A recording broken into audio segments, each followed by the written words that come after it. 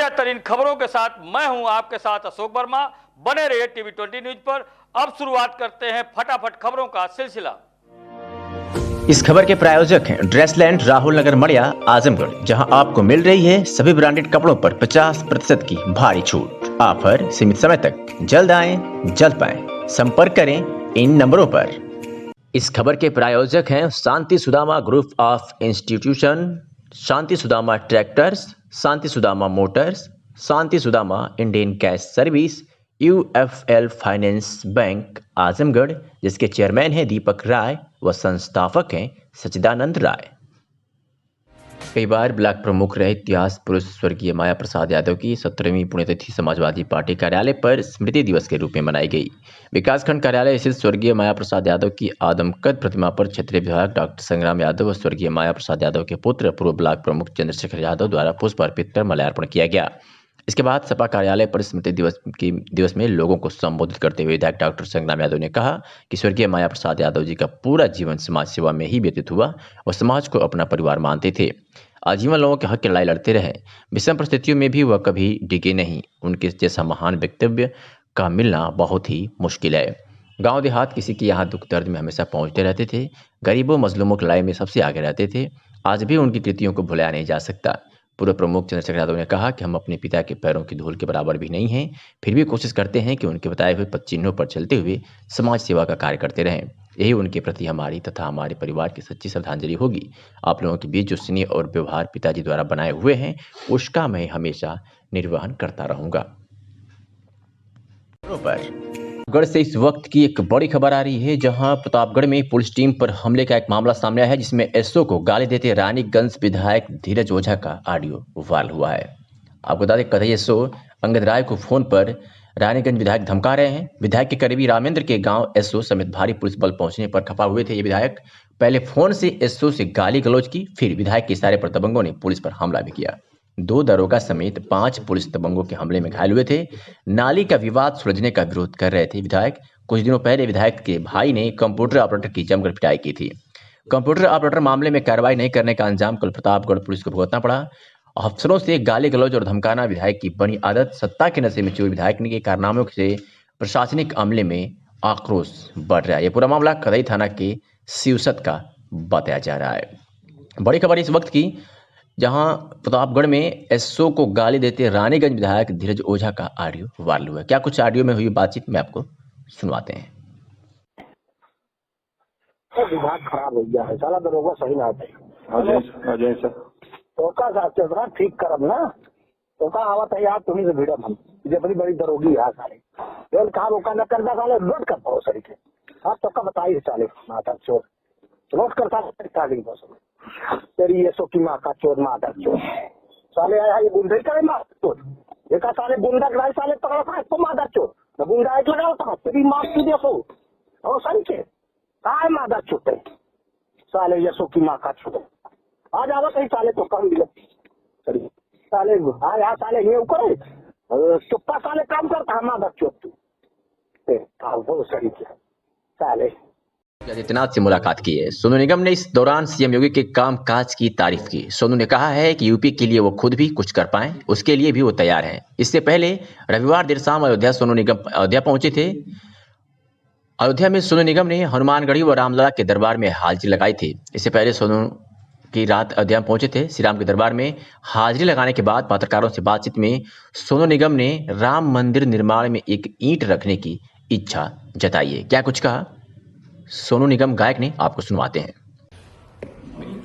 पहली बात है कि योगी जी एक बहुत ही डायनामिक और दूरदर्शी आदमी हैं और ऐसे लोगों का नेतृत्व जब किसी प्रदेश को मिलता है या देश को मिलता है तो उनका सम्मान किया जाना चाहिए और उन्हें अप्रिशिएट किया जाना चाहिए। और मैं मेनली उनके इस बात के लिए चाह रहा क्योंकि मैं लखनऊ में था भी। कल मैंने रामलला के दर्शन किए थे अयोध्या में मेरे मित्रों के साथ में।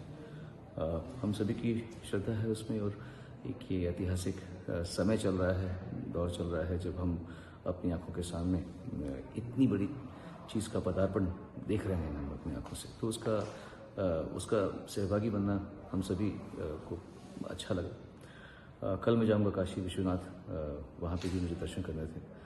तो इसी सिलसिले में जब मैं यहाँ पर था तो योगी जी से मिलने की हमारी एक अच्छा कोइंसिडेंस हुआ और मैंने उनको सिर्फ यही कहा है कि उनकी जो सोच है वो इतनी अच्छी है कि उसमें सभी लोगों को उसमें जोड़ना चाहिए और हमारे लायक कुछ भी हम कर सकें as citizen of a country, हमारे देश के नागरिक होने के नाते, तो ही कैन फील फ्री एंड हमें बता सकते हैं।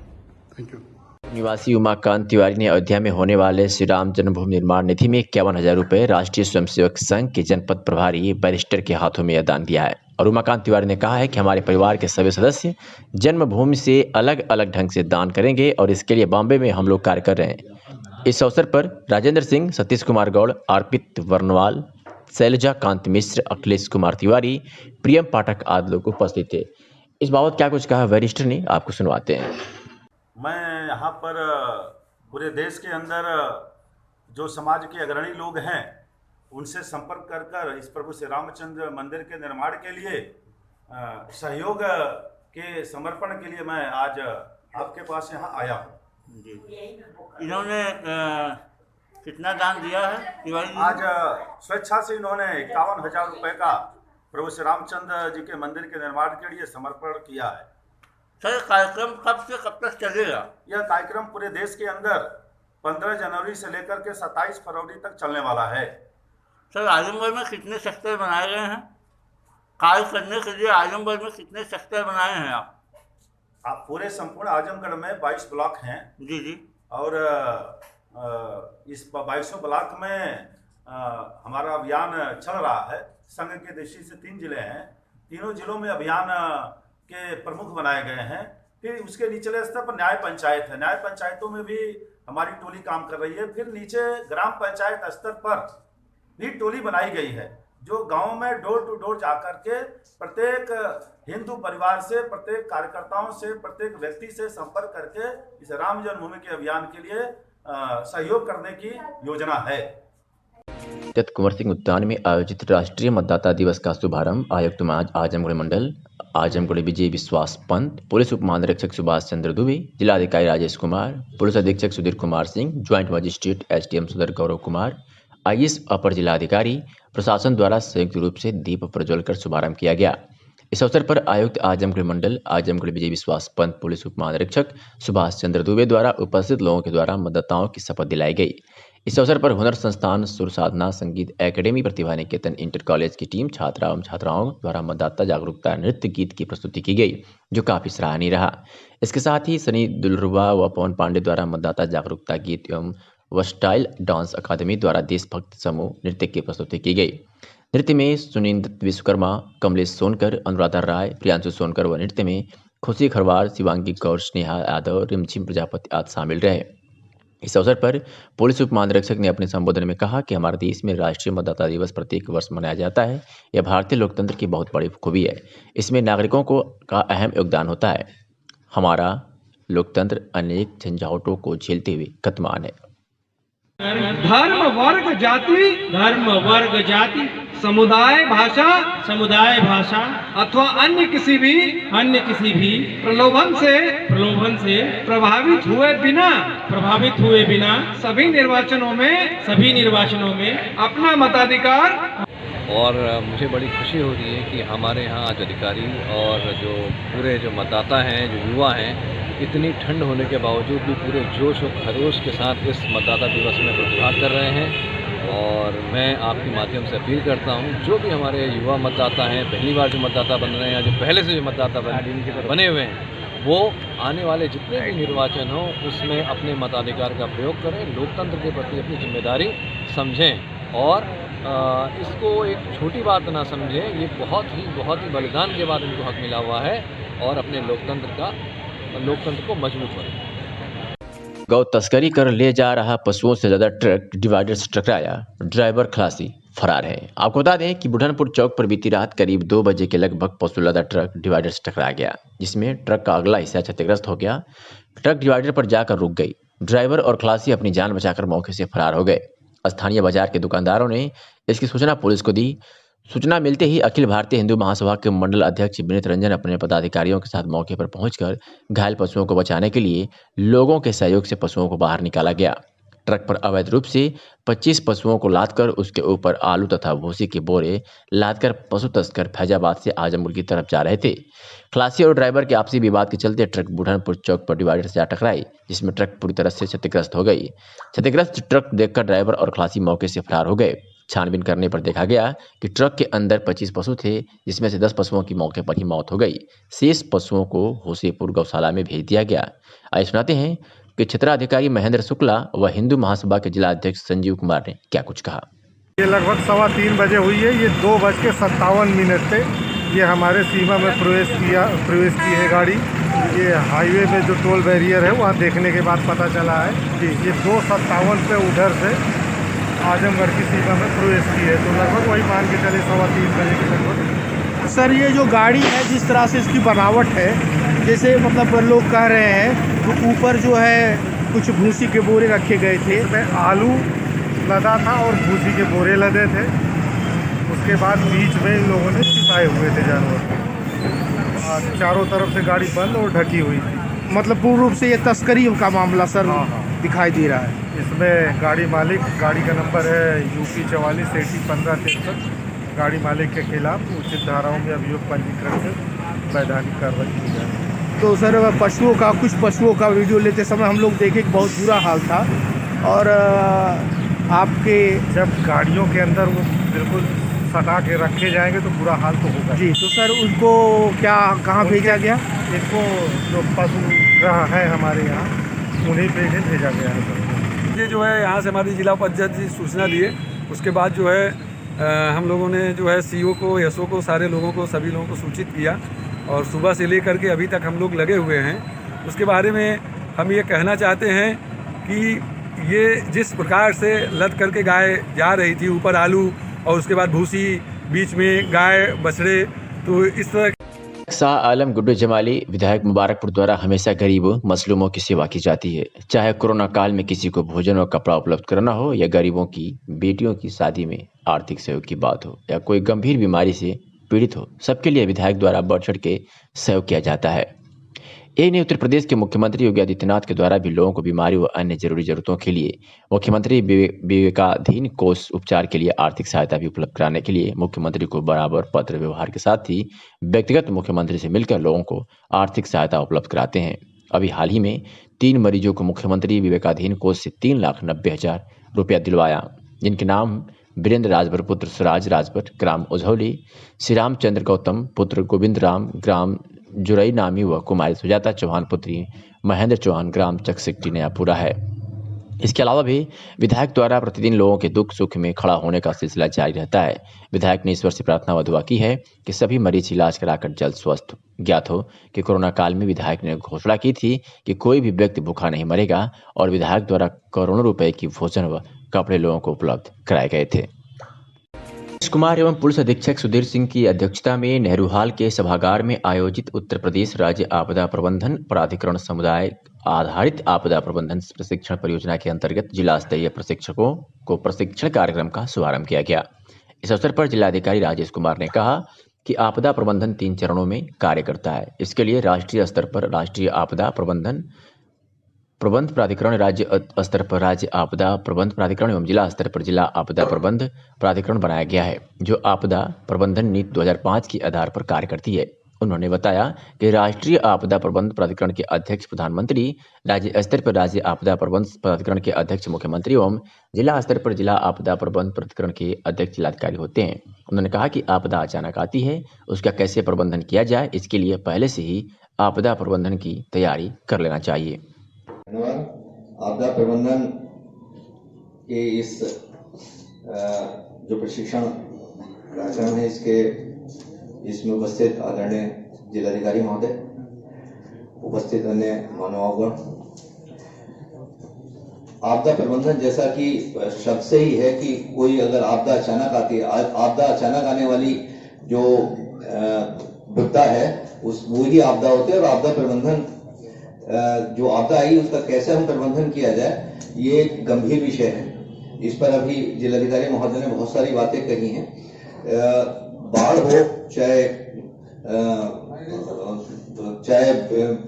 आग हो, चाहे तूफान हो, इस तरह की आपदाएं हमने देखी थी, लेकिन इस बार एक नई आपदा जो कोरोना जो नई आपदा देखी वो बहुत समय बाद संभवतः हमारे जीवन में पहली बार ऐसी आपदा देखी जो पूरे विश्व में को इसने हिला दिया। तो आपदा का प्रबंधन कैसे किया जाए, और आपदा किसी भी तरह की हो सकती है, क्योंकि पहले हम सब तरह का प्रबंधन क्या करते थे, आग का प्रबंधन क्या करते थे, तूफान का प्रबंधन क्या करते थे, बाढ़ का प्रबंधन क्या करते थे, लेकिन इस तरह की आपदा को सोचा नहीं था। और इस तरह का प्रबंधन जैसा कि हमारे प्रदेश और देश में किया गया वो एक अनुकरणीय है, और हम सब लोगों ने मिलकर उसे बहुत अच्छे से उसका मैनेजमेंट किया, और जिसका असर यह है कि धीरे धीरे अब ये समाप्ति की ओर है, और टीका भी आ गया है अब, और उसके लगने के उपरांत अब निश्चित रूप से ये समाप्ति की ओर होगा। पुलिस के दृष्टिकोण से आपदा प्रबंधन बड़ा महत्वपूर्ण है, क्योंकि जब भी कोई आपदा आती है तो उसमें पुलिस का रोल महत्वपूर्ण होता है, और पुलिस की मदद से ही आपदा का जो प्रबंधन है वो पुलिस की मदद से ही हो पाता है, क्योंकि पुलिस की बहुत जरूरत उसके अंदर पड़ती है कानून व्यवस्था को बनाए रखने के लिए, सारी चीजों को सिस्टमाइज करने के लिए, और जो अफरा तफरी आपदा के दौरान होती है उसको सेटल करने के लिए पुलिस की आवश्यकता होती है। तो मुझे पूरा विश्वास है कि इस शिविर में हम लोग जो आपदा का जो प्रबंधन है उसके बारे में गहन चिंतन करेंगे, और विभिन्न शिविरों में जो कि विभिन्न जो हमारे लेक्चर्स होंगे उसके दौरान कुछ नई चीजें भी सामने आएंगी और बहुत कुछ सीखने को हमें मिलेगा। मैं पुनः बधाई देता हूं जिन्होंने इस कार्यक्रम को रखा है, और एक बहुत ही महत्वपूर्ण विषय है, बहुत ध्यान देकर हमें इसे सीखना होगा, मनन करना होगा। पुनः मैं बधाई देते हुए अपनी वाणी को विराम देता हूँ। जय हिंद, जय भारत। पुलिस अधीक्षक रहा हूं और करीब 5 महीना मुझे आजमगढ़ में आए हुए हो गया है। इस बीच मेरे नेतृत्व में 80 मुठभेड़ हुई है और 3 लाख रुपए का इनाम भी मारा गया है और 10 अपराधी घायल हुए हैं। तो वही पुलिस की कार्रवाई में 500 से अपराधी जेल भेजे गए हैं, तो 550 गैंगस्टर के तहत कार्रवाई की गई है। उन्होंने बताया कि आगामी पंचायत चुनाव को ध्यान में रखते हुए अपराधियों के खिलाफ कार्रवाई की जा रही है, जिससे आगामी चुनाव में खलल पैदा न पड़े और निष्पक्ष चुनाव हो सके। उन्होंने बताया कि शराब और पशु तस्करों के खिलाफ भी कार्रवाई हुई है और साइबर अपराध में भी कमी आई है। पुलिस अधीक्षक ने बताया कि कुछ अपराधियों ने अपने गिरोह में नए लड़कों को शामिल कर लिए हैं और अपराध करवा रहे हैं। ऐसे लोगों पर मेरे द्वारा कार्रवाई की जा रही है। आइए सुनाते हैं कि क्या और कुछ कहा एसपी आजमगढ़ सुधीर कुमार सिंह ने। मैं पहले बलरामपुर, गोंडा, अम्बेडकर नगर, अमरोहा, मुजफ्फरनगर, गाजियाबाद और ये 7वें जिले के रूप में मैं पुलिस अधीक्षक यहाँ पर नियुक्त हूँ जनपद आजमगढ़ में।